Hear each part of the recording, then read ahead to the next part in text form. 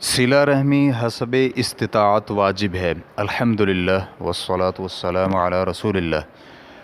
सवाल किया गया है, मेरी शादीशुदा बहनें हैं और वालिदा की मेरे वालिद साहब की वफ़ात के बाद किसी और शख्स से शादी हो गई थी। मैं फ़ौज में मुलाजमत करता हूँ और मेरी ख्वाहिश है कि अपनी बहनों और वालिदा से जाकर मिलूँ, लेकिन मेरे हालात इजाज़त नहीं देते। वाज़ेह रहे कि मैं भी शादीशुदा हूँ। अगर मैं अपने अहलो अयाल को छोड़कर उनके पास जाता हूँ तो कम से कम 3 दिन मुझे वहाँ रुकना पड़ेगा। इस दौरान मैं अपनी बीवी और बच्चों के बारे में फ़िक्रमंद रहूँगा। क्या मैं रिश्तेदारी को तोड़ रहा हूँ इसलिए कि 10 महीने से मैं उनके पास सिला रहमी के लिए नहीं गया? रहनुमाई फरमा दें। अलजवाब बयानुल वहाब। सिला रहमी हसब इस्तिताअत वाजिब है। इसके लिए करीब तरीन रिश्तेदारों को ज़्यादा तरजीह हासिल है।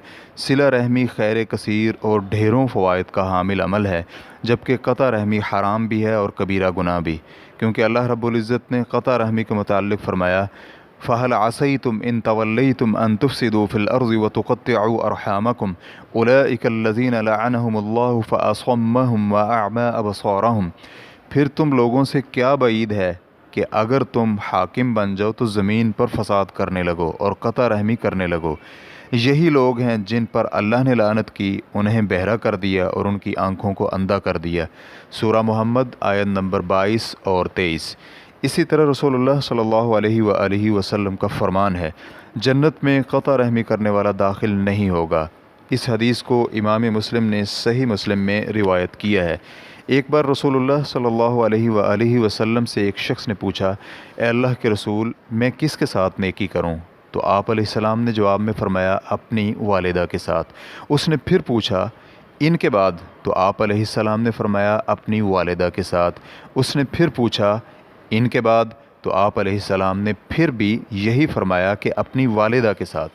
उसने चौथी बार फिर पूछा, इनके बाद? तो आपने फ़रमाया, अपने बाप के साथ, और फिर इनके बाद करीब तरीन रिश्तेदारों के साथ। इस हदीस को भी इमाम मुस्लिम ने रिवायत किया है। इसके अलावा एक और हदीस में है कि रसूलुल्लाह सल्लल्लाहु अलैहि वसल्लम ने फ़रमाया, जिस शख्स को अच्छा लगता है कि उसे लंबी उम्र दी जाए और उसका रिज़्क फ़राख कर दिया जाए तो वो सिला रहमी करे। इस मसले के मुताल्लिक़ बहुत सी अहादीस हैं। आपकी ज़िम्मेदारी ये बनती है कि आप हसब इस्तिताअत सिला रहमी करें। जब मौका मिले तो उनसे मिलने के लिए जाएं, उन्हें ख़त लिखें या टेलीफ़ोन पर रब्ता करें। इसी तरह अगर रिश्तेदार गरीब हैं तो आपके लिए माली तौर पर ताआवुन करते हुए भी सिला रहमी करना शरअन जायज़ है। अल्लाह रब्बुल इज़्ज़त का फ़रमान है, फ़त्तक़ुल्लाह मस्ततअतुम। हस्ब इस्तिताअत तक़वा इलाही इख्तियार करो। सूरत अत-तग़ाबुन आयत नंबर 16। इसी तरह एक और मुकाम पर फ़रमाया, ला युकल्लिफ़ुल्लाहु नफ़्सन इल्ला वुसअहा। अल्लाह ताला किसी शख्स को उसकी इस्तिताअत से बढ़कर मुकल्लफ़ नहीं बनाता। सूरतुल बक़रा आयत नंबर 286। इसी तरह नबी अलैहिस्सलातु वस्सलाम का फ़रमान है, जब मैं तुम्हें किसी बात का हुक्म दूँ तो उस पर हसब इस्तिताअत अमल करो। इस हदीस के सही होने पर सबका इत्तिफ़ाक़ है। अल्लाह ताला सब को वो काम करने की तौफ़ीक दे जो रज़ाए इलाही के मूजिब हैं। वल्लाहु ताला आलम। इस्लाम QA रिकॉर्डिंग्स मुअस्ससतुश शेख मोहम्मद सालेह अल मुनज्जिद अल ममलकतुल अरबिय्यतुस सऊदिय्या। फ़तवा नंबर 12292। वस्सलामु अलैकुम व रहमतुल्लाहि व बरकातुहू।